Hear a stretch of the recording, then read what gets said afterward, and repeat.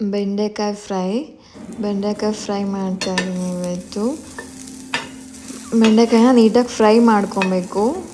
Means ನೀವು ಒಂದು ಬಾಣಲಿಯಲ್ಲಿ ಹಾಕ್ಕೊಂಡು ಮಾಡಿಕೊಂಡ್ರೂ ಆಗುತ್ತೆ, ಕೌಲಿ ಮೇಲೆ ಮಾಡ್ಕೊಂಡು ಮಾಡಿದ್ರೂ ಆಗುತ್ತೆ. ಫ್ರೈ ಮಾಡ್ಕೊಬೇಕು. ಇಲ್ಲಿ ನೀಟಾಗಿ ಅದು ರೋಸ್ಟ್ ಆಗಬೇಕು, ಬ್ಲ್ಯಾಕ್ ಕಲರ್ ಥರ ನೀಟಾಗಿ ಎಷ್ಟು ರೋಸ್ಟ್ ಆಗುತ್ತೆ ಅಷ್ಟು ಚೆನ್ನಾಗಿರುತ್ತೆ.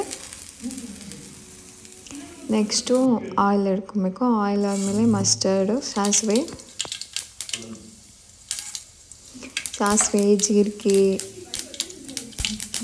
ಬೆಳ್ಳುಳ್ಳಿ, ಈರುಳ್ಳಿ, ಗಾರ್ಲಿಕ್ ಆ್ಯಂಡ್ ಆನಿಯನ್,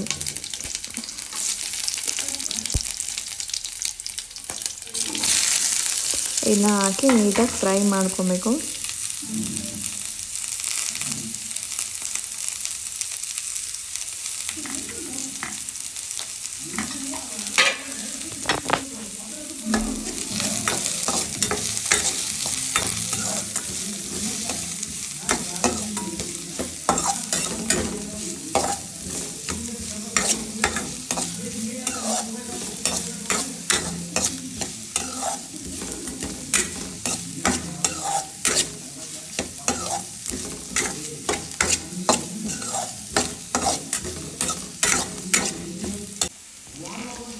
ಆಮೇಲೆ ಟೊಮ್ಯಾಟೊ ಆ್ಯಡ್ ಮಾಡಬೇಕು. ಟೊಮ್ಯಾಟೊ, ಸಾಲ್ಟ್, ನಿಮಗೆ ಇಷ್ಟ ಆದರೆ ಟೊಮ್ಯಾಟೊ ಆ್ಯಡ್ ಮಾಡ್ಕೊಳ್ಳಿ.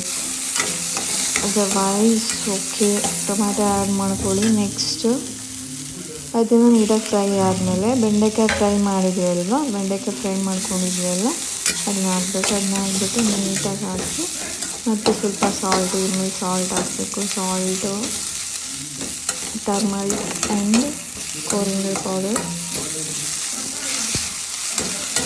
ಆ್ಯಡ್ ಮಾಡಿ, ಸ್ವಲ್ಪ ಗರಂ ಮಸಾಲ ಆ್ಯಡ್ ಮಾಡಿ ನೀಟಾಗಿ ಇದು ಫ್ರೈ ಮಾಡಿ, ಒಂದು 5 ಮಿನಿಟ್ಸ್ ಕುಕ್ ಮಾಡಿ ಫ್ರೈ ಮಾಡಿ.